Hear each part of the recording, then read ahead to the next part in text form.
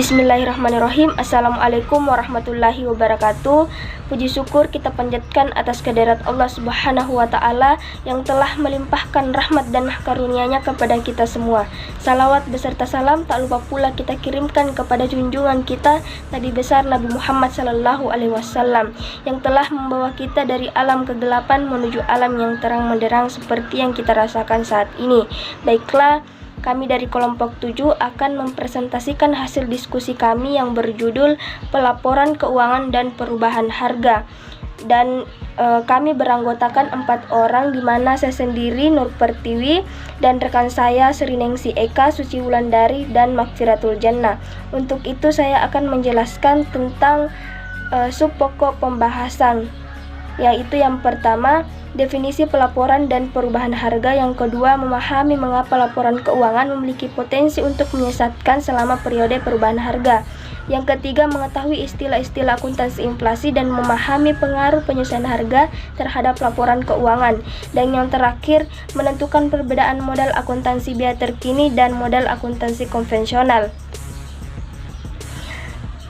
Baiklah, adapun definisi pelaporan dan perubahan harga. Yang pertama, menurut Siagina 2003, pelaporan merupakan suatu kegiatan yang dilakukan bawahan untuk menyampaikan hal-hal yang berhubungan dengan hasil pekerjaan yang telah dilakukan selama periode tertentu. Dan menurut Suwarjono 2005, pengertian mengenai perubahan harga dibagi menjadi dua, yaitu perubahan harga umum dan perubahan harga spesifik. Perubahan harga umum adalah suatu perubahan harga yang terjadi apabila secara rata-rata harga seluruh barang dan jasa dalam satu perekonomian mengalami perubahan. Dan yang kedua, perubahan harga spesifik adalah perubahan harga yang mengacu pada perubahan dalam harga barang atau jasa tertentu yang disebabkan oleh perubahan dalam permintaan dan penawaran.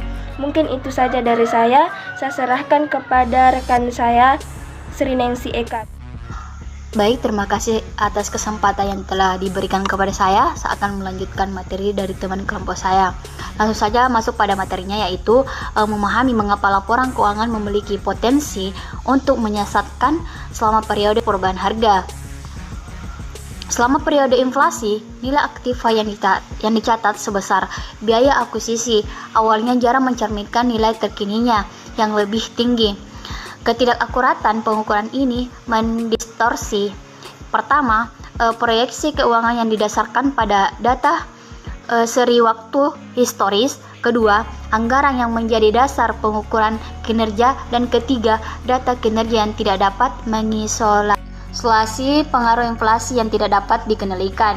Adapun laba yang dinilai lebih pada gilirannya akan menyebabkan pertama, kenaikan dalam proporsi pajak. Kedua, permintaan dividen lebih banyak dari pemegang saham. Ketiga, permintaan gaji dan upah yang lebih tinggi dari para pekerja.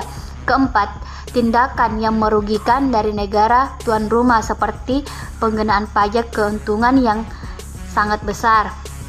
Jadi mengakui pengaruh inflasi secara eksplisit berguna dilakukan karena beberapa alasan, yaitu pertama, pengaruh perubahan harga sebagian bergantung pada transaksi dan keadaan yang dihadapi suatu perusahaan.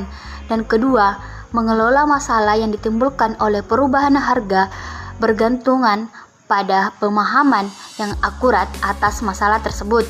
Ketiga, laporan dari para manajer mengenai permasalahan yang disebabkan oleh perubahan harga lebih mudah dipercaya apabila kalangan usaha menerbitkan informasi keuangan yang membahas masalah-masalah tersebut.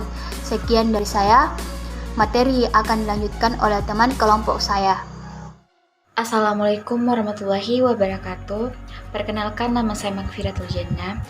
Saya akan melanjutkan materi dari Sri Nengsi Eka, yaitu mengetahui istilah-istilah akuntansi inflasi dan memahami pengaruh penyesuaian harga terhadap laporan keuangan.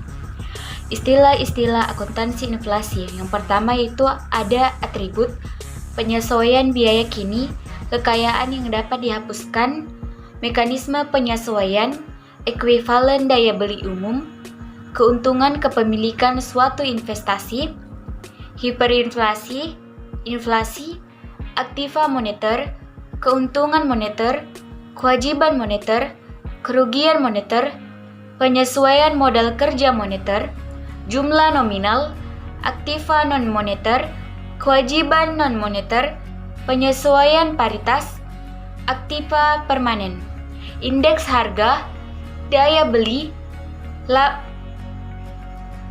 laba real, biaya pergantian, mata uang pelaporan, metode nyatakan kembali translasikan, perubahan harga khusus, dan metode translasikan nyatakan kembali.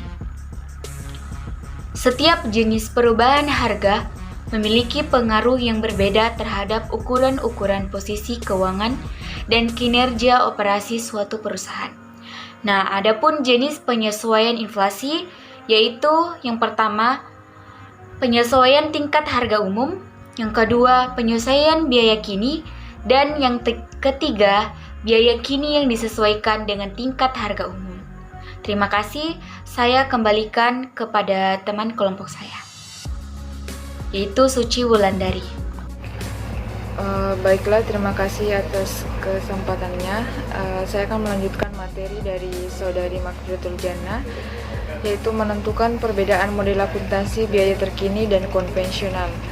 Pertama-tama, akuntansi biaya adalah suatu bidang akuntansi yang diperuntukkan bagi proses pelacakan, pencatatan, dan analisis terhadap biaya-biaya yang berhubungan dengan aktivitas suatu organisasi untuk menghasilkan barang atau jasa.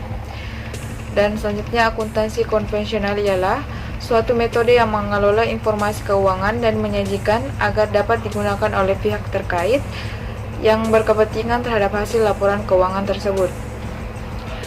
Model biaya kini berbeda dengan akuntansi konvensional dalam dua aspek utama, yaitu yang pertama, aktiva tetap dinilai berdasarkan biaya kini, bukan biaya historis. Oleh karena aset pada dasarnya sama dengan nilai diskonto kini dari arus kas di masa depan. Pendukung model biaya kini berpendapat bahwa nilai kini memperlihatkan secara lebih baik pengukuran pendapatan dan potensi arus kas perusahaan di masa depan kepada pembaca laporan keuangan. Yang kedua, laba didefinisikan sebagai kekayaan bersih setelah pajak dari perusahaan, yaitu jumlah sumber daya yang dapat didistribusikan oleh perusahaan dalam suatu periode, itu tanpa pertimbangan komponen pajak, namun tetap dapat mempertahankan kapasitas produktif atau model fisik perusahaan. Nah, secara umum dalam akuntansi konvensional, laporan keuangan disajikan berdasarkan nilai historis yang mengasumsikan bahwa harga-harga atau unit moneter adalah stabil. Akuntansi konvensional tidak mengakui adanya perubahan tingkat harga umum maupun perubahan tingkat harga khusus. Sebagai konsekuensinya, jika terjadi perubahan daya beli seperti pada periode inflasi, maka laporan keuangan historis secara ekonomis tidaklah relevan. Pada periode ini, pendapatan umumnya dinilai lebih tinggi sedangkan aktiva tetap dinilai lebih rendah. Dan sebenarnya, terdapat beberapa metode akuntansi mengenai pengaruh perubahan harga, antara lain akuntansi harga tetap, akuntansi nilai sekarang, dan akuntansi tingkat harga umum. Mungkin itu saja dari saya, dan itulah pemaparan materi dari kelompok 7. Lebih dan kurangnya mohon dimaafkan. Wassalamualaikum warahmatullahi wabarakatuh.